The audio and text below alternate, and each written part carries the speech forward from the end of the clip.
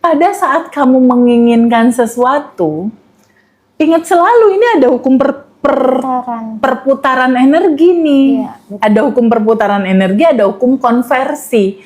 Kalau kita mau sesuatu, apa yang mau kita konversikan, apa yang mau ditukar gitu. Karena cara kerjanya memang kayak gitu. That's why di Abundant Revolution selalu bicara masalah tabungan semesta. Betul. Selalu bicara masalah tabungan semesta, semesta. Apa yang harus kamu lakukan di dalam kehidupan ini? Tabungan semesta itu kan nggak hanya uang. Bisa tanpa uang apa? Bahagiakan orang lain. Mudahkan urusan orang lain. Ringankan urusan orang lain. Kalau kamu punya uang, donasi boleh lakukan. Tanaman bibit yang paling subur untuk sebuah jodoh itu adalah kamu menemani seorang oma atau seorang opa di panti jompo.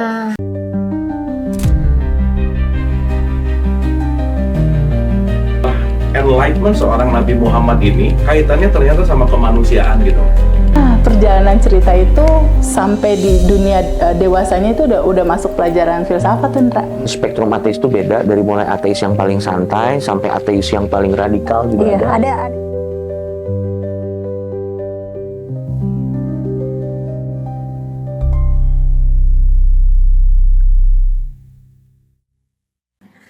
Halo Teteh, Assalamualaikum warahmatullahi wabarakatuh. Waalaikumsalam kesayanganku Fiona. Masya Allah Teteh, kita hadir di sini Fiona, hadir untuk di live TikToknya Ngaji Roso. Iya, Fiona adalah peserta alumni Abundant Revolution private Zoom. Yes, Teteh, Masya Allah. Kelas private. Ya. Tahun indah lah buat Fiona ini, luar biasa, Masya Allah. Teteh, kita ngomongin cinta yuk. Itu bahasan yang paling seru. Karena energi tertinggi di alam semesta ini adalah energi cinta. Karena cinta melarutkan segalanya. Melarutkan lapisan endapan emosi juga termasuk. Dan cinta, kalau kita lihat di Abundant Revolution ya, sending love itu kan intinya cinta kan. Sending love itu salah satu senjata paling ampuh juga kan. Di prakteknya kita kan, untuk melarutkan segala hal. Dan sejujurnya cintalah yang mewujudkan segala keinginan yang kita punya goals dan kita lepasin. Iya, makna cinta menyelesaikan segalanya. Benar katanya quote ya, cinta menyelesaikan segalanya. Masya Allah. Gimana teman-teman kita ini ya, bahasan seru ya dengan cinta. Banget. Ya. Nah, ini loh Teh. Ya. Kita mulai untuk bahasannya. Ada nih loh Teh, bibit cinta dari buku ya? Buku Teh, Geisha Michael Roach. Dia penulis buku bestsellernya The Diamond Cutter. Yes. Ini gimana sih Teh untuk lihat bibit cinta ini? Apa yang ditulis dalam buku ini? Teteh ini kan pasti udah guru ininya Teteh ya. Udah tamat 10 kali balikan. Masya Allah, hatam udah 10 kali Teh. Iya. Ya, luar biasa. Ayo Teh kita ringkas dulu. Mulai bibit cinta ini gimana Teh yang dimaksud? Iya. Salah satu perjalanan hidup aku yang paling indah itu adalah ketemu buku ini. Buku ini adalah salah satu buku terindah juga yang pernah aku baca selain bukunya Mas Riko Utama tentang samudra lautan kelimpahan, kalau nggak salah, berkelimpahan. Ini salah satu buku yang aku sangat mensukainya dan memfavoritkannya. Salah satu buku yang aku koleksi gitu. Tapi yang lebih indah daripada itu adalah ajarannya. Ada nilai-nilai kebijaksanaan di dalam buku ini. Buku ini ditulis oleh Geisha Michael Roach, salah satu guru terbaik kalau menurut aku. Dan sampai sekarang aku masih belajar sama Geisha. Terakhir bulan Agustus lalu aku masih ikut kelas dia. Dia selalu ada kelas tuh di beberapa ini yang mengajar waktu itu teachernya Geisha Michael. Dan dalam kurun waktu yang lalu tuh Geisha Michael selalu datang ke Indonesia tuh, entah 2 tahun sekali atau setahun sekali. Terakhir itu periode COVID udah nggak datang lagi tuh. Jadi kelas-kelasnya tuh di Zoom biasanya. Tapi buku ini, Bibit Cinta, bercerita tentang substansi, esensi dari cinta. Substansi, esensi dari ketika kamu menginginkan sesuatu, kamu harus punya bibitnya dulu, harus ada punya bibit cintanya dulu, karena cinta inilah yang mewujudkan segalanya gitu. Yes. Jadi kalau Diamond Cutter itu dia punya slogan give what you want. Oh. Jadi kalau kamu mau punya sesuatu, kamu harus you must be give dulu to other people. Kamu harus memberikan dulu itu ke orang lain sehingga cara kerja hukum semestanya itu kan ada hukum perputaran. Iya. Jadi ketika kita melepas, ketika melepas dia ada hukum perputaran. Balik lagi kemana? Ke kita. Iya, balik lagi. Secara hukum semesta tanpa kita berharap, cara kerjanya udah kayak gitu. Ketika kita melepaskan, apa yang kita lepaskan itulah yang kita terima. Oke. Kalau di ala Abundant Revolution gitu ya, kalau di ala buku Bibit Cinta ini, apa yang kita tanam, Itu yang kita tuai. itulah yang kita tuai. Apa yang kita tanam, itulah yang kita panen. Jadi kalau misalnya kamu berharap, misal pasangan kamu itu bijaksana, kamu harus memberikan kebijaksanaan dulu buat anak-anak kamu, buat ART kamu, buat temen kamu. Ketika kamu memberikan kebijaksanaan ke orang lain, ada hukum perputaran energi, dia berbuahlah di suami kamu yang bijaksana terhadap kamu. Cara kerjanya gitu, kurang lebih di buku itu. Di buku itu tuh di chapter-chapter judul, ada judul relationship, ada judul keuangan, ada judul agama, ada judul komunikasi, ada judul komunitas, ada begitu banyak judul, termasuk judul kesehatan kalau nggak salah. Dia terdiri dari 100 pertanyaan. Oh, 100 pertanyaan, betul. Jadi di satu pertanyaan itu ada case by case-nya, Gise Michael ngehandle semua yang belajar sama dia, yang memberikan pertanyaan, yang menimbulkan sebuah insight gitu di situ. Dan buku Bibit Cinta ini lahir dari kebijaksanaan kuno 2500 tahun yang lalu, yang sudah tertulis di naskah-naskah kuno. Kalau teman-teman mau tahu bagaimana cerita naskah kuno itu menuangkan cerita, di buku ini diulas, dan itu open mind kita banget gitu. Aku pada saat buka bukunya tuh banyak gini, oh ya Allah, aha, wah, Iya, banyak 100 jawaban untuk permasalahan hidup. Yes, Ya. itu hubungan dan relasi Anda. Ya, Iya, betul.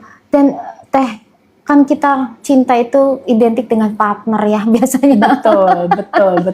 Kita ini kan selalu mengatakan aku ingin yang sempurna kan gitu. Iya. Tadi Teteh bilang kalau kita meminta sesuatu atas kita ingin diperlakukan dengan luar biasa, maka kita perlakukan itu dulu. betul. Ya. Nggak hanya menuntut. Nah, Iya.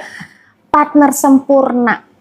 Bahasa mereka tuh jangan mencari Iya. mereka, tapi tanam mereka ini ya tadi yang. Yes. Oh ampun Teteh. Iya banget. Jadi sebetulnya ini ada komunitasnya. Oh, Di Bandung ini Bibit Cinta tuh ada study groupnya. Ada study group sendiri, kita bawa buku terus kita bahas. Di Bandung ada, di Jakarta ada, di Medan ada, di Surabaya ada, pokoknya di beberapa kota tuh ada gitu komunitasnya. Jadi Bibit Cinta ini bercerita memang tentang relationship, keuangan, kesehatan, dan lain-lain. Jadi pada saat kamu menginginkan sesuatu, ingat selalu ini ada hukum perputaran energi nih. Iya, Ada hukum perputaran energi, ada hukum konversi. Kalau kita mau sesuatu, apa yang mau kita konversikan, apa yang mau ditukar gitu. Karena cara kerjanya memang kayak gitu. That's why di Abundant Revolution selalu bicara masalah tabungan semesta. Betul. Selalu Iya. bicara masalah tabungan semesta, Apa yang harus kamu lakukan di dalam kehidupan ini? Iya. Tabungan semesta itu kan nggak hanya uang. Bisa tanpa uang apa? Bahagiakan orang lain. Mudahkan urusan orang lain. Ringankan urusan orang lain. Kalau kamu punya uang, donasi boleh lakukan. Tapi pahami, doakan 10 orang setiap hari itu juga udah tabungan semesta. Gitu. Jadi bicara realita, ini kita harus tahu gambaran wawasan besarnya. Bahwa segala sesuatu dibentuk dia pasti ada amal soleh terlebih dahulu nih yang harus kita tanam dan alirkan. Sehingga aliran yang keluar ini dia jadi perputaran aliran masuk. Dan kembali pada kita. Dan kembali pada kita. Dan akhirnya kita tidak mencari, tapi fokus untuk kita menanam mereka dulu ya Teh ya.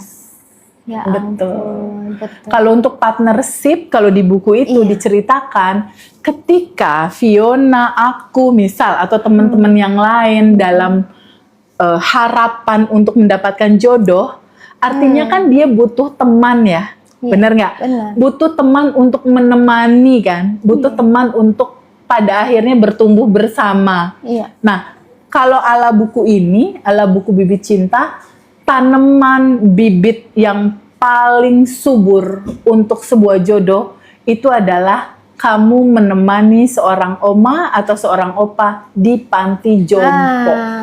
Artinya kita bikin 2 nih Teh. Tanam bibit cinta untuk yang kaitan dengan partnership dulu ya Teh, yang banyak banget. Ada yang belum berpartnership sama yang sudah berpartnership kan gitu ya. Yang belum berpartnership kasih tips Teh tadi. Apa sih korelasinya Teh? Kalau kita belum punya partner ya buat temen-temen ya kan gitu nih, banyak juga pertanyaan gitu. Apa hubungannya dengan Teteh ke panti jompo? Kan itu ya Teh ya. Pernah lihat nggak sih kalau aku nggak berhenti itu ke panti jompo? Ya itu. Selalu ada lagi itu udah. Apa korelasinya Teh? Betul. Jadi gini. Kebaikan ini akan selalu continue dilakukan dalam sebuah lifestyle yang enjoy kita lakukan. Pada saat kita ini lagi cerita versi buku ini ya. Kita lagi cerita versi buku ini. Pada saat kamu belum punya pasangan, kita ingat ada hukum perputaran energi, ada hukum bibit, apa yang kamu tanam itu yang kamu terima, apa yang kamu lepaskan itu yang kamu terima. Ketika kamu menginginkan ditemenin sama seorang laki-laki idaman kamu gitu ya, pengen kesepian kamu itu ada yang nemenin, artinya kamu harus memberikan waktu kamu dulu nih buat oma opa, mengunjungi mereka di panti jompo, temenin mereka 1 minggu 1 kali setengah jam atau 1 jam, atau 2 minggu 1 kali dalam 1 jam. Just temenin mereka ngobrol, kasih cinta nenek itu, kasih perhatian nenek itu, kasih rasa sayang nenek itu, kasih empati dan segala hal yang terbaik buat nenek itu. Tapi lakukan dengan tulus cinta ya, lepasin aja gambaran harapan dan keinginannya, hanya ingin membahagiakan nenek itu. Ketika udah cinta tanpa batas yang kamu kasih, itu hukum semestanya. Ini bibitnya kan udah terbentuk nih, bibit perhatian, bibit romantis, bibit segala macam. Nanti munculnya adalah seorang laki-laki yang bisa di luar sana yang datang nembak kamu, would you marry me? Oh my God. Lalu dia memberikan perhatian, memberikan cinta, memberikan romansa, memberikan empati, memberikan segala hal. Sama persis seperti yang kamu lakukan ke nenek-nenek ini. Kan cerminan. Hukum semesta seperti cermin. Dia hanya memantulkan yang kamu lepaskan secara rasa. Pantulannya berupa si cowok ini datang dalam kehidupan kamu. Nah, pertanyaannya, Teh Feby kemarin-kemarin kan Teh Feby udah nikah. Kenapa Teh Feby tetap panti jompo? Nah, iya. Why? Itu namanya reinvest bibit. Itu namanya terus menabung deposito bibit cinta, bibit relationship. Karena kan kalau dalam pernikahan gini, tahun pertama mesra nih, mesra. Tahun berikutnya kan suka ada bosen lah, apalah, gimana. Untuk menjaga kualitas tetap maintenance itu dengan cara aku tetap melakukan ke panti jompo itu. Agar bara cintanya selalu membara. Iya, Teteh kesana dengan konsisten dan komitmen terhadap diri, memberi kasih terhadap nenek atau oma yang ada di sana, yang jelas mereka belum mendapatkan karena mereka sendirian, yang kita mereka tahu lonely. Kenapa mereka ada di sana ya karena mereka ditinggalkan kan. Betul, gitu. Lonely. Dan begitu Teteh memberikan komitmen Teteh memenuhi apa yang dia butuhkan, cinta cinta. Iya, aku dapat cerminannya. suami yang penuh komitmen. Suamiku tuh penuh komitmen. Komitmen, tanggung jawab, cinta. Itu kalau mau dilihat kayak aku memperlakukan nenek manisem namanya 94 tahun.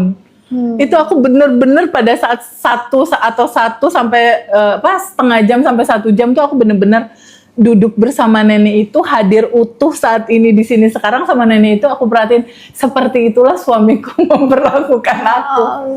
Penuh tanggung jawab, penuh komitmen. Wah, pokoknya cowok setia suami aku ya. Bertanggung jawab. Masya Allah. Ya Allah. Teteh kan Hidupnya emang buat aku itu. Buat aku dan anak-anak. itu cita-cita banget ya guys. ladies. Dia nggak pindah-pindah ke lain hati gitu, nongkrong sama siapa gitu. Enggak, hidupnya cuma rumah, kantor, kita, jalan-jalan atau apa. Nah, Teh, Luar biasa. pada saat kita ke panti nih gitu kan, apa sih yang Teteh lihat dari wajah nenek itu? Rasa muncul kasih, dan bagaimana sih Teteh untuk bisa tahu apa yang dia harapkan, apa yang dia inginkan gitu. Ya. Layan. Pada saat aku ke panti, biasanya aku datang dulu ke ini pantinya yang mengasuhnya ya. Lalu aku tanya biasanya, Oke. ibu pengasuh misalnya gitu ya, Ibu Hermin waktu itu, Ibu Hermin, ada oma yang paling kesepian nggak? Cari yang paling kesepian. Iya, karena kan aku juga sepi saat itu. Yes. Saat itu kan belum ada Iya, iya. pasangan. Tuh. Ada oma yang paling kesepian nggak? Ada oma yang paling nggak pernah dikunjungin keluarganya nggak? Ada nggak oma yang kalau dia meninggal kayak nggak ada yang nangisin gitu? Ada nggak? Oh ada. Ini waktu itu ditemukan di salah satu tempat dan dia dibawa sama dinas sosial untuk tinggal di kita karena memang udah sendiri. Nah, aku mau yang itu. Aku mau dong temenin oma itu, boleh nggak? Boleh. Dalam mulai, hai oma manis, dia senyum.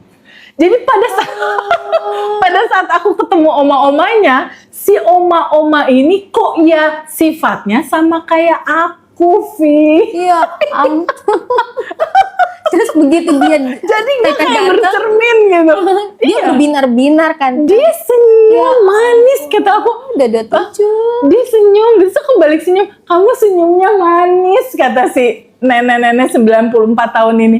Ih, oma lebih manis lagi. Jadi pada saat aku duduk, oma apa kabar? Baik. Dia kan udah kayak linglung ya, 94 tahun. Terus dia ngomong gini, Feby, boleh nggak aku cerita pada saat dulu aku di zaman Jepang? Oh boleh gimana? Ceritalah zaman Jepang, dia cantik, dia gini. Nanti besok kalau aku ke situ lagi dia ceritain cerita yang sama dan aku dengan sabar ngedengerin. Oke. Dan seperti itulah suamiku dengan sabar kalau dengerin apa ya cerita. Berarti banyak hal ya Teh ya. Itu kayak copy paste di sini terjadi di sini. Itu teman-teman harus mulai ada wawasan tuh seperti itu. Saat kita meminta sesuatu, latih diri kita untuk memberikan itu ya. Itu kasih itu terlebih dahulu untuk orang lain. Iya Teteh. Nah ini ada yang nanya nih Teh. Oke. Apa mungkin kalau kita nggak selalu ke panti jompo tapi ada nenek tua janda tetangga kita bisa kita kunjungi kah? Apakah bisa dilakukan seperti itu tetangga kita? Bisa. Bisa Tetangga kita, bisa nenek kamu sendiri. karena rasa Kadang-kala kan nenek kita sendiri rumahnya beda sama kita kan. Misalnya kita di Bandung, nenek kita di Bogor. Sesekali lah, sebulan sekali kunjungi dia, memang dedikasi untuk memberikan kebahagiaan buat dia. Sediakan waktu sejam. Bisa nenek kamu, bisa, oh TVB tapi ini bukan nenek-nenek, tapi ini tante aku. Tapi dia kayaknya nggak dipeduliin banyak keluarga, dia kesepian. Boleh. Iya. Tapi yang paling tepat, yang paling subur bibitnya itu adalah panti jompo. Iya. Karena nggak ada alasan lain kenapa dia ditaruh di panti. Iya, karena dia nggak punya siapa-siapa. betul-betul sepi dan sendirian. Iya. Dan pada saat kita datang tuh kayak dikasih air di gurun pasir gitu. Bener-bener dinantikan dan bener-bener ditunggu gitu. Iya.